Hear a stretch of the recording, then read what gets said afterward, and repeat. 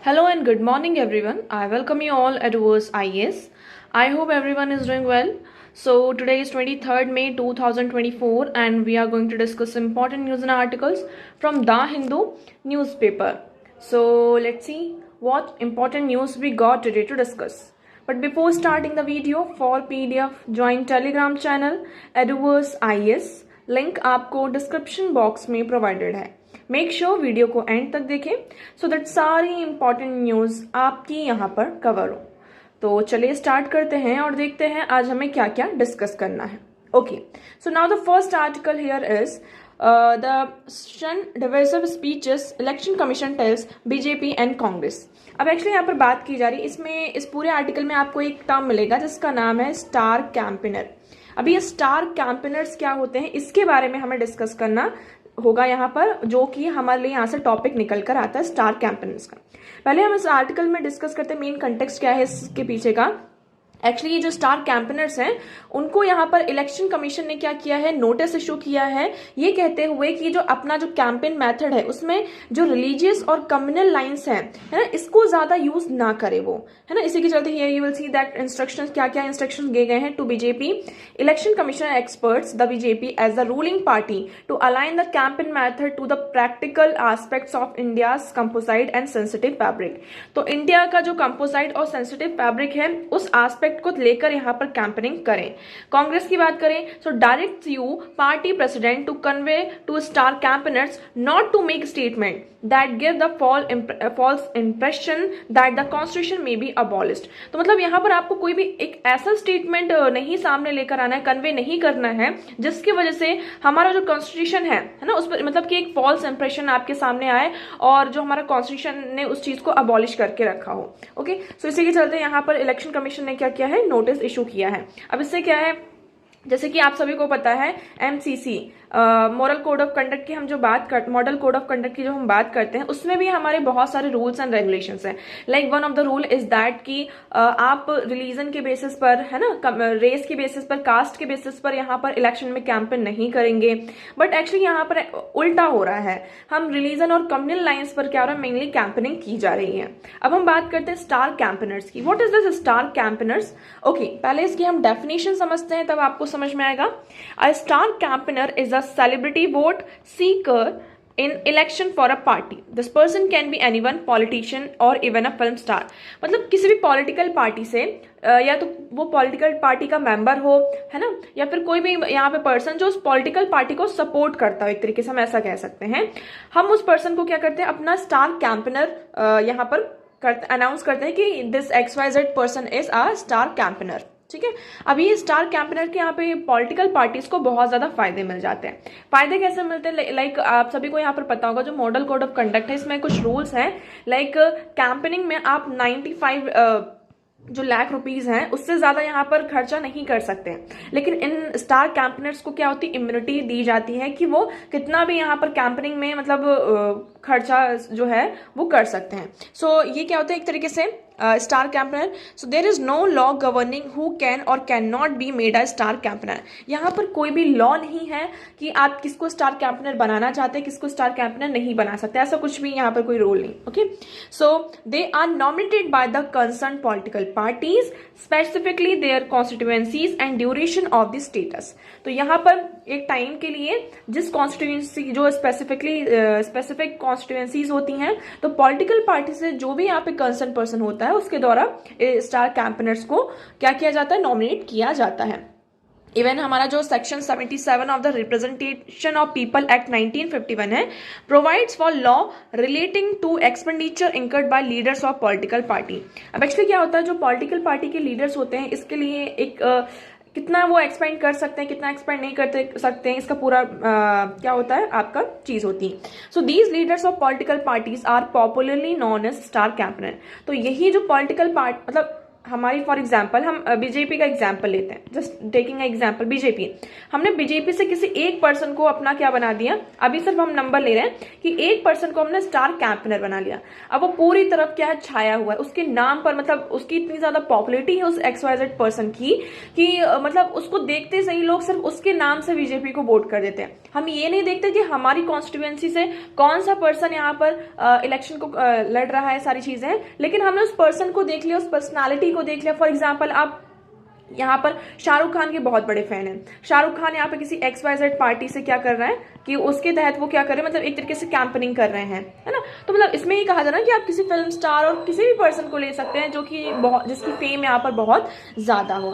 तो एक तरीके से इसमें लीडर भी होता है, तो leader of the political parties को ही हम स्टार कैंपेनर्स के नाम से जानते हैं। सो द रिक्वायरमेंट क्या है इसके लिए कि कौन स्टार कैंपेनर हो सकता है? So the only requirement is that these persons have to be a member of the political party that appoints them.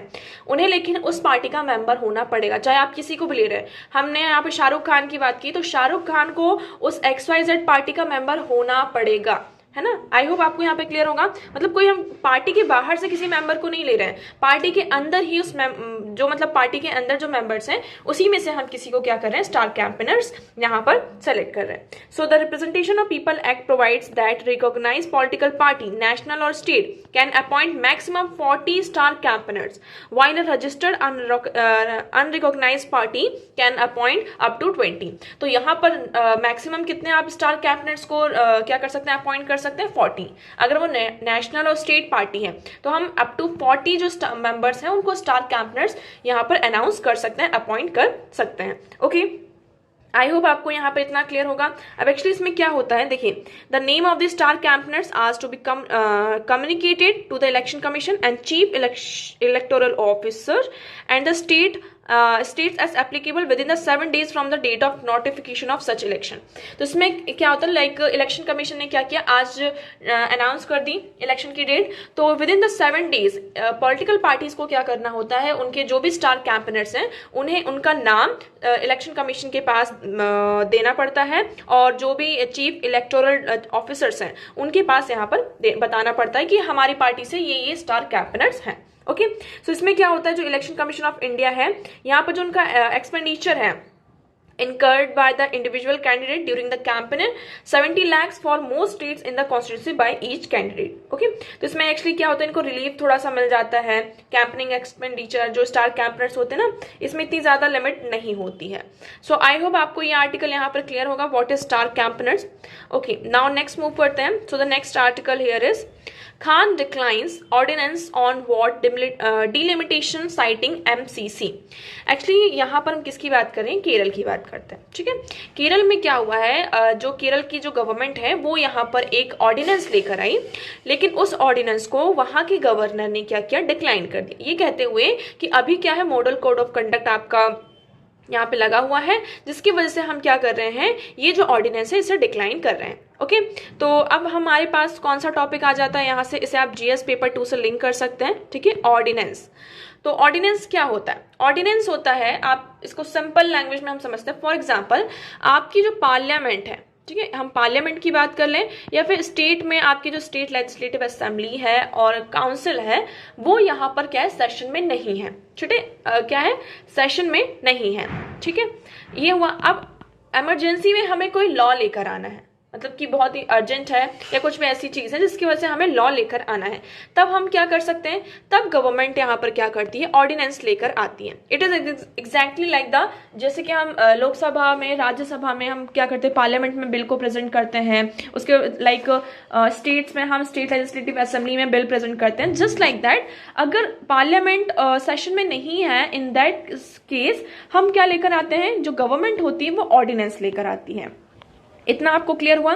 तो ऑर्डिनेंस आता है, ये भी आपका पूरा लॉ की तरह। ठीक है, ऑर्डिनेंस आया और ये पास हो गया, सारी चीजें यहाँ पर हो गई, लेकिन इसमें क्या होता है, क्या वो लॉ बना रहेगा इस तरीके से? तो क्या कर सकते हैं, गवर्नमेंट तो सिर्फ बिल लेकर ही ना आए, वो ऑर्डिनेंस के थ्रू ही सारे लॉज को यहाँ पर प्रोमलगेट कर दे, बट ऐसा नहीं होता, it is not like this. Actually इसमें होता ये है, लाइक आप सभी को पता है कि पार्लियामेंट के जो सेशन के बीच में डिफरेंस होता है, टाइम का जो डिफरेंस होता है, कितना होता है, 6 months होता है। है ना, मतलब 6 मंथ से ज्यादा नहीं होना चाहिए, ऐसा हमारे कॉन्स्टिट्यूशन में प्रोविजन है कि between the 2 sessions of parliament यहाँ पर मैक्स टू मैक्स जो गैप होना चाहिए वो 6 मंथ नहीं होना चाहिए। अगर 6 मंथ कंप्लीट हो जाते हैं फिर भी पार्लियामेंट यहाँ पर सेशन में नहीं आती है तो प्रेसिडेंट क्या करते हैं, यहाँ पर पार्लियामेंट को समन करते हैं। इतना तो आई होप आपको ये बेसिक्स तो क्लियर होंगे।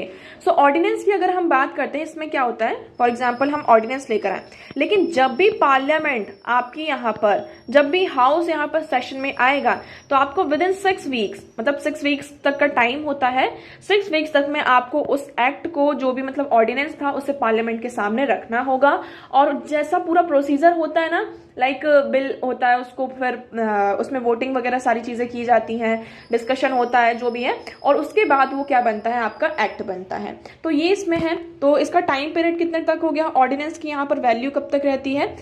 फॉर एग्जाम्पल अभी पार्लियामेंट सेशन में नहीं है, हम ऑर्डिनेंस लेकर आए तो मतलब 6 मंथ तक का गैप हो सकता है और प्लस 6 वीक्स, तो ये इतना यहाँ पर इसकी क्या है, आपका टाइम है। सो ऑर्डिनेंस हम बात करते हैं, an ordinance is any law promulgated by president when the Indian parliament is not in session. तो जब भी प्रेसिडेंट और स्टेट्स में गवर्नर के पास ये पावर होती है, तो जब पार्लियामेंट सेशन में नहीं होता है तो प्रेसिडेंट क्या करते हैं, ऑर्डिनेंस को प्रोमलगेट करते हैं। तो these ordinances have the same legal force and effect as an act of parliament but they are only temporary in nature.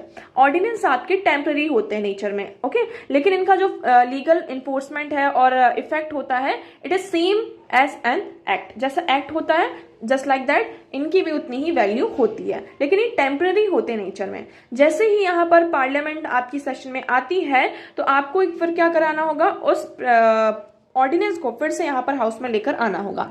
So limit article 123 grants the president certain law making power including the authority to issue ordinances during parliament's recess and hence it is not possible to enact law in the parliament. Okay, so limitations की बात कर लेते हैं। अब governor की बात करें तो गवर्नर के पास क्या है, आर्टिकल 213 के तहत है, और प्रेसिडेंट के पास आर्टिकल 123।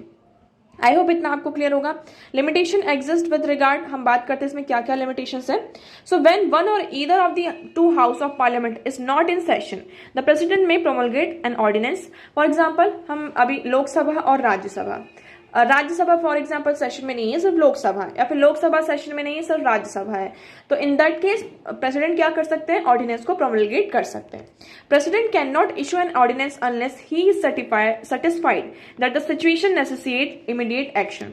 प्रेसिडेंट तब तक ऑर्डिनेंस को यहाँ पे इशू नहीं करते तब तक जब तक उन्हें ये नहीं लगता कि जो सिचुएशन है सच में ऐसी सिचुएशन है कि हाँ हमें ऑर्डिनेंस लेकर आना चाहिए। Okay, so the president's authority to issue ordinance is justiciable if intentions are proved malified. Okay, तो हमने यहाँ पर सारी चीजें देख ली कि ऑर्डिनेंस यहाँ पर क्या होता है। अगर पार्लियामेंट, देखिए, when an ordinance passed by parliament is in session is deemed null and void. For example अगर पार्लियामेंट सेशन में है और उस टाइम पर क्या हुआ, यहाँ पर ऑर्डिनेंस लेकर आया गया, तो उस ऑर्डिनेंस की यहाँ पे कोई भी वैल्यू नहीं रह जाएगी, उसे नल एंड वॉइड कर दिया जाएगा। अगर 6 मंथ से ज्यादा हो जाता है, 6 मंथ और 6 वीक्स इससे ज्यादा हो जाता है, तो भी जो ऑर्डिनेंस होता है उसे नल एंड वॉइड कर दिया जाता है। आई होप आपको ऑर्डिनेंस रिलेटेड यहाँ पे सारी चीजें क्लियर होंगी। ओके, नाउ नेक्स्ट मूव करते हैं। So the next article here is a no limit bromance that is not just a bilateral matter.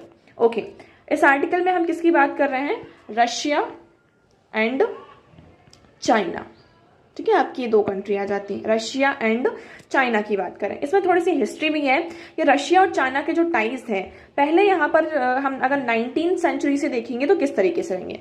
अभी रशिया और चाइना आज के टाइम पे इतने न्यूज में क्यों बना हुआ है, ठीक है, इसलिए क्योंकि रशिया और चाइना की बात करें, अभी हाल ही फिलहाल में जो रशियन प्रेसिडेंट है वो चाइना के विजिट में गए हुए थे। यहाँ पे बहुत सारी स्टेटमेंट्स भी निकल कर आती हैं कि हम लोग बहुत अच्छे फ्रेंड्स हैं, हम ओल्ड फ्रेंड्स हैं। So having met each other over 40 times in the past 11 years. तो देखिए, अगर हम लास्ट 11 ईयर्स को देखें, तब से लेकर अब तक last in the past 11 years 40 times यहाँ पर चाइना और रशिया के बीच में अच्छी खासी मीटिंग हो चुकी है। ओके, और इवन यहाँ पर ये भी कहा कि Russian president and Chinese president are justified in calling each other old friends. यहाँ पर एक दूसरे को वो क्या कह रहे हैं कि हम एक दूसरे के क्या हैं, ओल्ड फ्रेंड्स हैं। इतना आपको क्लियर होगा। अब इसी पॉइंट को यहाँ पर आप देखेंगे कि here what they are saying, given their geostrategic and geoeconomic heft, their no limit bromance is not just a bilateral matter। तो इसमें ये जो आर्टिकल का टाइटल है आप ये देखेंगे, no limit bromance that is not just a bilateral meeting.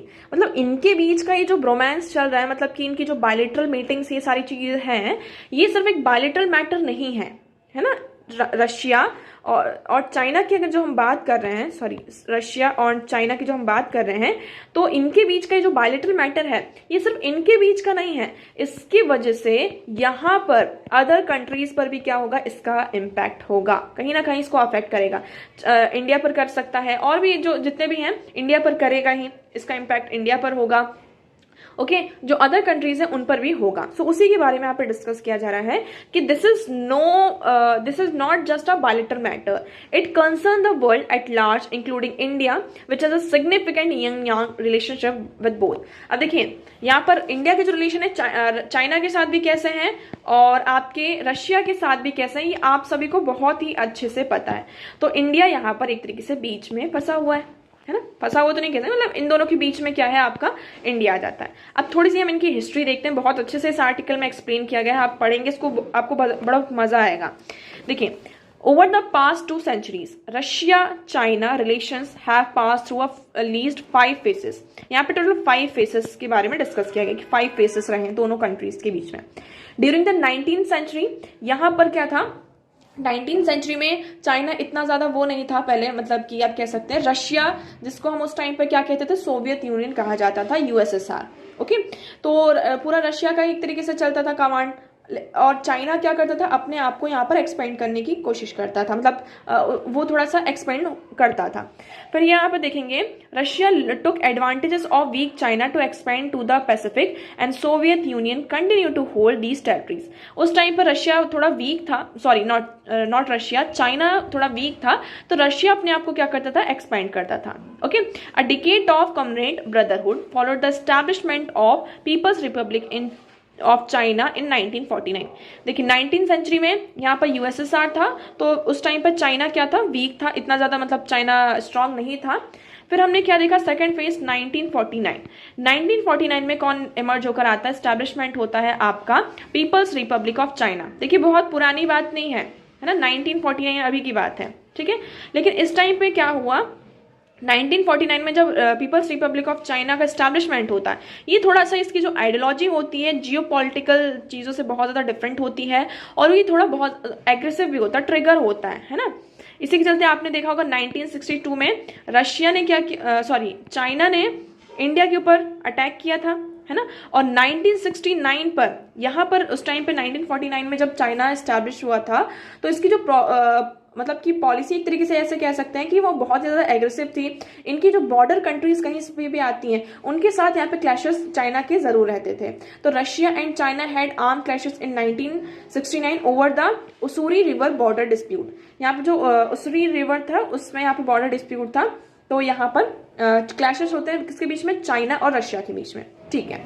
ये हमने 3 फेसेस की बात कर ली यहाँ पर, 1969 वाला, 1949 और 19th सेंचुरी। अब हम बात करते हैं 4th फेज की, 1972 आता है। 1972 में यहाँ पर क्या होता है, यूएस बहुत ज्यादा क्या करता है, यहाँ इन्वेस्टमेंट करता है, कहाँ, चाइना में, क्योंकि उसको लगता है कि चाइना और रशिया तो दुश्मन है एक तरीके से। उस टाइम पे देखिए कितने ज्यादा क्लैशेस हो रहे थे चाइना और रशिया के बीच में, तो चाइना और रशिया उस टाइम पे हम कहेंगे, तो इनके बीच में हमने क्या देखा कि इतने ज्यादा इनके बीच में कन्फ्लिक्ट हो रहे हैं। तो यूएस ने क्या सोचा, यूएस ने यहाँ पे स्टार्ट किया इन्वेस्ट करना, कहा, चाइना में।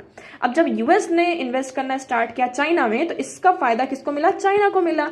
यहाँ पर आप देखेंगे कि वहां पर हमने क्या देखने को मिलता है कि देखिए, in paradigm shift China tilted towards the west which supported for modernization, believing in prosperity would make China a more liberal society। तो वहां पे बहुत ज्यादा मॉडर्नाइजेशन होता है, प्रॉस्पेरिटी आती है चाइना में, और यूएस का ये कॉन्सेप्ट था कि हम वहां पर क्या करेंगे, आपके एक लिबरल सोसाइटी को बनाया जाएगा। लेकिन उसके बाद फिर हमने क्या देखा, इसी के चलते देखिए जहां पर यूएसएसआर की जब हम बात करते हैं वो ह्यूमन राइट्स इन सारी चीजों की बात करता है, लेकिन चाइना में 1989 में क्या होता है, तियानमेन स्क्वायर पर प्रोटेस्ट होता है, जिसमें यहाँ यहाँ पर क्या होता है, चाइना में जो इन्वेस्टमेंट वगैरह सारी चीज़ें होती हैं, इसमें कोई भी इन्वेस्टमेंट होती है, सारी चीज़ें होती हैं, मतलब कि प्रोटेस्ट होता है और उस प्रोटेस्ट को एक तरीके से सप्रेस कर दिया जाता है, सप्रेस कर दिया जाता है। चाइना में जो वॉयलेंस होता है उस चीज़ को सप्रेस कर दिया जाता है और इस पर ज़्यादा ध्यान नहीं दिया जाता है। यूएस फिर भी क्या कंटिन्यू रखता है अपना जो इन्वेस्टमेंट होता है, टेक्नोलॉजी ट्रांसफर,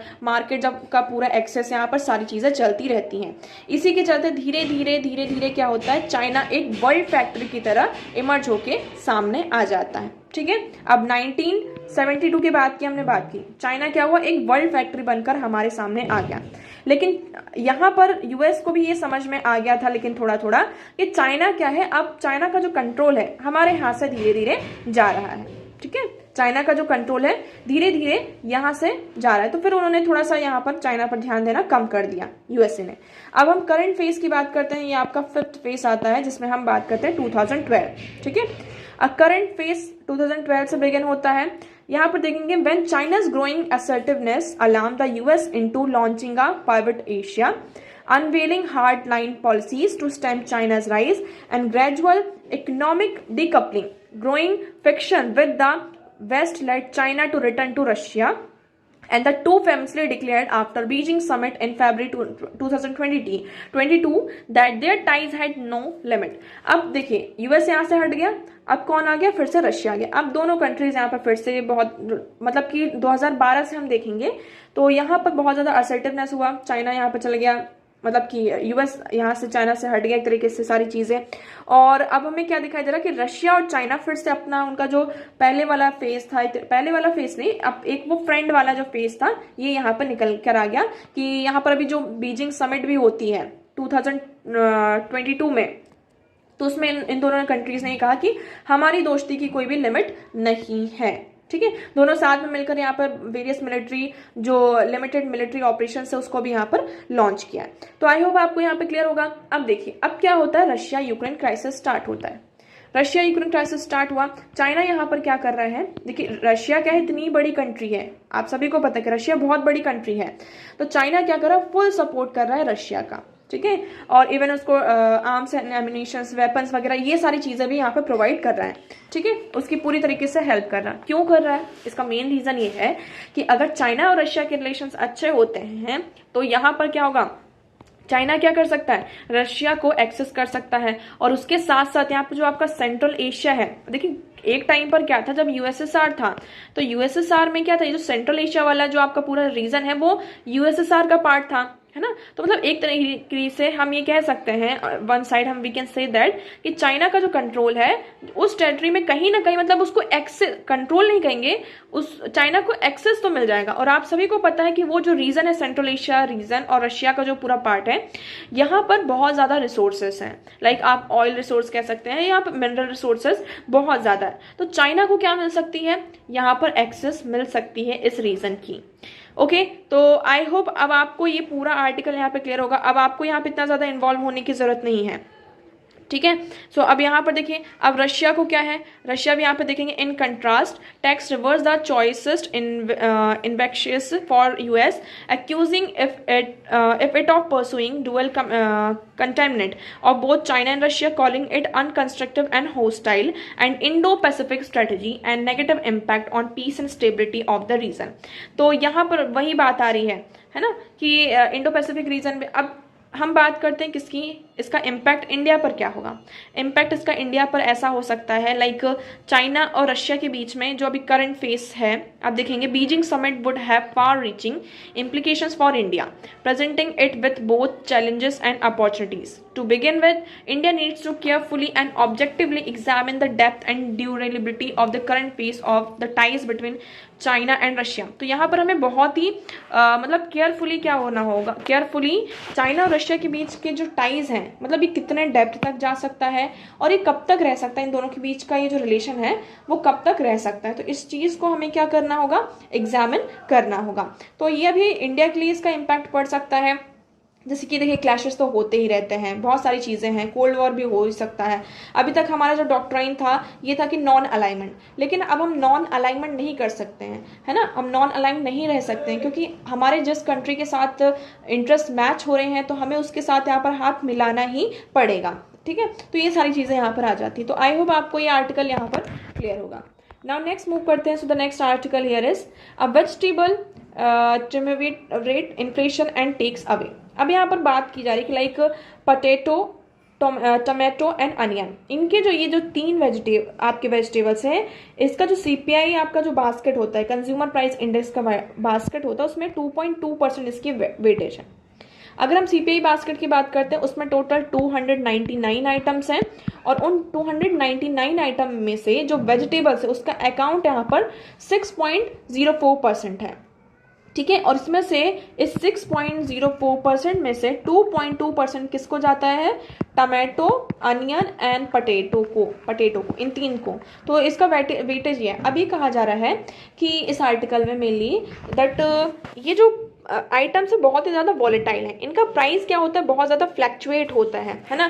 क्यों फ्लैक्चुएट होता है? इसके वेरियस रीजंस है। फॉर एग्जांपल बारिश, क्योंकि हमारा जो इंडिया में मेनली हम क्या है, किस पर जो हमारा एग्रीकल्चर होता है वो अभी भी ट्रेडिशनल मेथड है। क्या है, हम ट्रेडिशनली चीज़ों को फॉलो कर रहे हैं, बहुत सारी चीज़ों को। तो यहाँ पर एक्चुअली इसमें यही कि लाइक बारिश अच्छी नहीं हुई, बहुत सारे यहाँ पे फैक्टर्स हो सकते हैं जिसकी वजह से फॉर एग्जांपल इनका प्रोडक्शन अच्छा नहीं हुआ। अब देखिए, जिस चीज़ की यहाँ पर प्रोडक्शन सही नहीं हुआ तो लोगों को तो यूज़ तो उसको कंज्यूमर्स क्या कर रहे हैं, उसको कंज्यूम कर रहे हैं। अब मार्केट में अगर हमें 10 पेन की ज़रूरत थी लेकिन हमारे पास सिर्फ 5 पेन्स आए, तो इसकी क्या हो जाएगी, डिमांड ज़्यादा बढ़ जाएगी। डिमांड ज़्यादा बढ़ेगी तो इसका प्राइस भी क्या हो जाएगा, बढ़ जाएगा। तो इसमें बस यही कहा जा रहा है कि वेरियस फैक्टर्स की वजह से यहाँ पर इन तीन वेजिटेबल्स का जो प्राइस है वो बढ़ सकता है। और जब इसका प्राइस बढ़ता है तो ये सीपीआई बास्केट को क्या करता है, इसको सीपीआई बास्केट को इंक्रीज कर देता है, जिसकी वजह से हम कहते हैं कि क्या हो रहा है, आपका इन्फ्लेशन हो रहा है। और आप सभी को पता है कि जब सीपीआई बास्केट में यहाँ पे चेंजेस आते हैं तो कौन एक्शन में आता है, आपकी आरबीआई यहाँ पर एक्शन में आ जाती है, ठीक है। आरबीआई एक्शन में आती है तो मॉनेटरी पॉलिसी कमिटी और जो हमारे वेरियस रेट्स होते हैं उनमें यहाँ पर क्या किया जाता है, आपका चेंज किया जाता है ना, like repo rate, reverse repo rate. तो ये ओवरऑल क्या करता है, इंडिया के जो मतलब कि इन्वेस्टमेंट पॉलिसी है ना, इन्वेस्टमेंट सारी चीज़ें हैं, टैक्स वगैरह हैं, इसमें यहाँ पर जो हम लोन वगैरह में इंटरेस्ट रेट्स होते हैं उसमें चेंजेस हमें देखने को मिलता है। तो इस आर्टिकल में यही कहा जा रहा है कि जो प्राइस वॉलेटिलिटी है इसको हम कैसे कम कर सकते हैं। हमें यहाँ पर जो फार्मर फैक्टर है इस चीज़ को भी हमें ऐड करना होगा, और साथ साथ यहाँ पर ये इतना ज़्यादा जो फ्लैक्चुएट हो ही रहा है ना, तो हमें इसके लिए कुछ नए मेजर्स लेकर आने होंगे ताकि जो ये जो इन्फ्लेशन है इसको हम यहाँ पर अच्छे से मतलब कि मैनेज कर सकें। ओके, तो हम पहले थोड़ा डिफरेंस देख लेते हैं। आपके इन्फ्लेशन क्या होता है, जब भी प्राइस में राइज होता है, ठीक है, मतलब एक हमने बेस ईयर बनाकर रखा है, हम उस चीज़ से कंपेयर करते हैं। आइडियल इन्फ्लेशन 4% होना चाहिए, यहाँ पर 6% होता है और 2% होता है, मिनिमम 2, मैक्स टू मैक्स 6, लेकिन 4 से अगर इधर उधर हुआ तो आरबीआई एक्शन में आ जाती है। इतना तो आई होप आपको क्लियर होगा। तो आपके यहाँ पे दो बास्केट है, एक होता है आपका सीपीआई, दूसरा होता है WPI, wholesale price index, consumer price index. Wholesale price index क्या होता है, जो हम होलसेल लेवल पर कम्युनिटीज का प्राइस होता है। सीपीआई में आपके जो आपके गुड्स एंड सर्विसेज हैं, जो भी हम सर्विस सारी चीज़ें कंज्यूमर पे करता है, वो आपका कंज्यूमर प्राइस इंडेक्स होता है, ठीक है। पब्लिशिंग ऑफिस दोनों के अलग अलग है, ये आपको याद रखना है। सीपीआई नेशनल स्टैटिकल ऑफिस, यहाँ पे उसके द्वारा यहाँ पर क्या किया जाता है, पब्लिश किया जाता है। और office of economic adviser, ministry of commerce and industries के द्वारा डब्ल्यूपीआई का यहाँ पर डब्ल्यूपीआई का डेटा पब्लिश किया जाता है। कम्युनिटीज की बात करें, इसमें डब्ल्यूपीआई में सिर्फ आपके गुड्स आते हैं, सीपीआई में goods and services both. Okay, तो first stage of the transaction, final stage of the transaction, base year इसमें दोनों का यहाँ पर सेम है, ठीक है। तो आई होप आपको इन दोनों में डिफरेंस यहाँ पर क्लियर होगा। नाउ नेक्स्ट मूव करते हैं, justified balance. Okay, ICC, international criminal code. अभी तक हमने एक पढ़ा होगा आप लोगों ने, अगर आपने इंटरनेशनल रिलेशंस और ये सारे जितने भी इंटरनेशनल ऑर्गेनाइजेशंस हैं, अगर इसके बारे में आप लोगों ने पढ़ा होगा तो आपने दो इंटरनेशनल कोर्ट ऑफ जस्टिस के बारे में तो सुना होगा।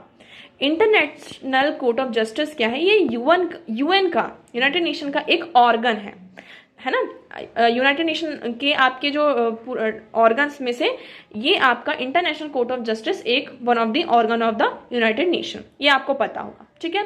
तो ये क्या है, इंटरनेशनल कोर्ट ऑफ जस्टिस। ना हम बात कर रहे हैं किसकी, आईसीसी, इंटरनेशनल क्रिमिनल कोर्ट। ये क्या है, इंटरनेशनल क्रिमिनल कोर्ट, ये आईसीजे से आपका थोड़ा अलग है।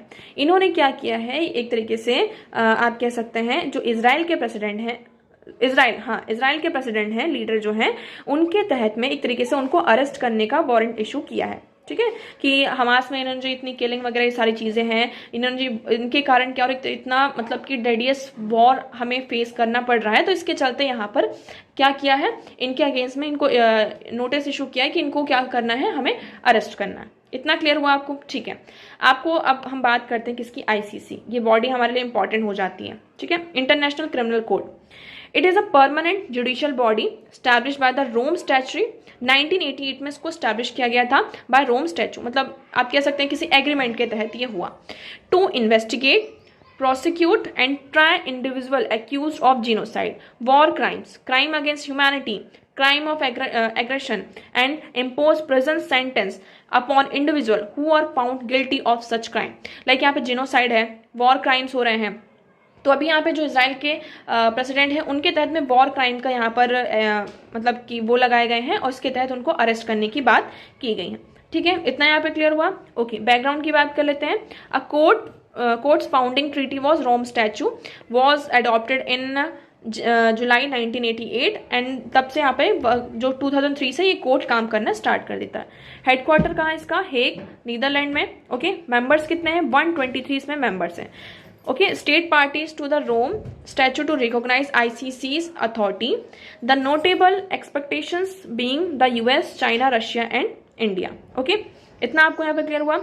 अब एक्चुअली हम आपको दो चीजें यहाँ पर याद रखनी है। इंडिया एंड इसराइल दोनों इसके मेंबर नहीं हैं। इन्होंने ये जो रोम स्टैच्यू है इसको यहाँ पर साइन नहीं किया है। पहली चीज तो आपको ये याद रखना है, दोनों इसके मेंबर्स नहीं हैं। ठीक है, तो लेकिन इसका यहाँ पर जो जजमेंट आता है ये सारी कंट्रीज के ऊपर बाइंडिंग होते हैं, no matter what whether you are member of this agreement और नॉट। तो आपके ऊपर क्या होंगे इसके यहाँ पर हम कह सकते हैं कि मतलब जो डिसीजंस होते हैं वो बाइंडिंग होते हैं, लेकिन हम इस डिसीजंस को कैसे यहाँ पर वो करेंगे, मतलब कि इम्प्लीमेंट कैसे करेंगे। तो इसका ये है कि फॉर एग्जांपल जो इसमें मेंबर नेशंस हैं वो ये कर सकते हैं कि जब भी हम वेरियस समिट्स होते हैं, वेरियस यहाँ पर हमारे हम कह सकते हैं कि हमारी मुलाकातें होती रहती। फॉर एग्जाम्पल इसराइल के प्रेसिडेंट यहाँ पर इसके मेंबर नहीं है, लेकिन वो किसी और अदर ऑर्गन के यहाँ पर मेंबर्स हैं।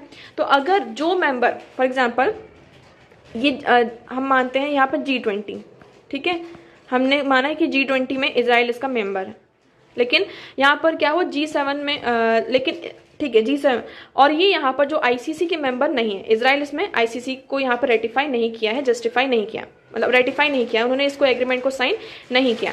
लेकिन क्या हुआ इसमें कुछ मेंबर्स ऐसे, फॉर एग्जाम्पल यूएस, ठीक है, यूएसए यहाँ पर इसका भी मेंबर है, इसका भी मेंबर है। तो अगर G20 में यहाँ पर इन दोनों के बीच में मुलाकात होती है तो यहाँ पर क्या करवाया जाएगा, इनको अरेस्ट कर लिया जाएगा। इसमें ऐसा है, ठीक है। तो कई बार क्या होता है कि फिर वो जो कंट्री होती है जिसके तहत यहाँ पर मतलब ऐसा ऑर्डर इशू होता है तो वो यहाँ पर इग्नोर करते हैं, इन सारी चीज़ों को सरपास करने की कोशिश करते हैं कि हम ऐसे हमारी मुलाकातें ना हो। ओके, सो देखिए, the country where the offence was committed is a party to the Rome Statute. A perpetrated country of origin is a party of the Rome Statute. ICC may not exercise its jurisdiction if the national court is unable to willing to do so. तो यहाँ पर national court भी यहाँ पर उसका jurisdiction होना भी important हो जाता है। इंडिया की बात करते हैं, India did not sign the Rome statute, thus it is not a member of the ICC. Because यहाँ पे इंडिया क्या है, इसका मेंबर नहीं है आईसीसी का। लेकिन क्यों नहीं है, इसके इंडिया ने रीजन दिया कि स्टेट की सॉवरेनिटी, नेशनल इंटरेस्ट है ना, कई बार डिफिकल्टीज होती हैं एविडेंसेस को कलेक्ट करने में और इम्पार्शियल प्रोसिक्यूटर्स को फाइंड करने में और क्राइम की जो डेफिनेशन है उसको डिफाइन करने के लिए, इसलिए इंडिया इसका मेंबर नहीं है। ठीक है, तो आई होप आपको यहाँ पर ये क्लियर होगा। अब देखिए, हम यहाँ पर इन दोनों के बीच में डिफरेंस समझते हैं, आईसीसी और आईसीजे। तो कब स्टैब्लिश हुआ, देखिए, इंटरनेशनल कोर्ट ऑफ जस्टिस, ये क्या, इंटरनेशनल दी जस्टिस भी इसको कहा जाता है। ये इंटरनेशनल कोर्ट ऑफ जस्टिस कब हुआ आपका, 1946 में। और आईसीसी की बात करते हैं, इंटरनेशनल क्रिमिनल कोर्ट की, ये 2002 में स्टैब्लिश हुआ, मतलब 3, सॉरी नॉट 2, यहाँ पे 3 में। यूएन के रिलेशन की बात करते हैं तो ये क्या है, ऑफिशियल कोर्ट है यूएन का, एक तरीके से हम कह सकते हैं, इसको हम वर्ल्ड कोर्ट के नाम से भी डिफाइन करते हैं। ये आपका एक इंडिपेंडेंट कोर्ट है ना। ये आपको याद रखना है। लोकेशन दोनों का सेम है, Hague Netherland. Types of cases, इसमें contentious between parties and advisory opinions होते हैं। लाइक जो इसके मेंबर है, यूएन के मेंबर्स हैं, तो वो उनके बीच में अगर कोई डिस्प्यूट होता है, फॉर एग्जांपल इंडिया और चाइना के बीच में कोई डिस्प्यूट है, कश्मीर को लेकर डिस्प्यूट है, तो वो लोग इंटरनेशनल कोर्ट ऑफ जस्टिस में गए भी हैं कई बार, ठीक है। लेकिन इसमें क्या है, like criminal prosecution of the individual. Subject matter sovereignty, boundary, maritime disputes, trade, natural resources, human rights, treaty वॉलेशन, ये सारे यहाँ पे डिस्प्यूट जब होते हैं, सब्जेक्ट्स होते हैं, तब हम ICJ international court of justice के पास जाते हैं। लेकिन जब genocide, crime against humanity, war crimes होते हैं, क्राइम्स ऑफ अग्रेशन, तब हम कहाँ जाते हैं, आईसीसी क्रिमिनल कोर्ट के पास जाते हैं। ओके, सो आई होप अब आपको दोनों में यहाँ पर डिफरेंस यहाँ पर क्लियर होगा। तो आज के लिए इतना ही। आई होप आपको सारी चीजें क्लियर हो, but still if you have any doubt you can ask in comment section. आज का वीडियो कैसा लगा एक बार कमेंट सेक्शन में जरूर बताइएगा। अगर वीडियो पसंद आया हो तो उसे लाइक करना, चैनल को सब्सक्राइब एंड शेयर करना ना भूलें। So that's for today. Thank you so much for discussion.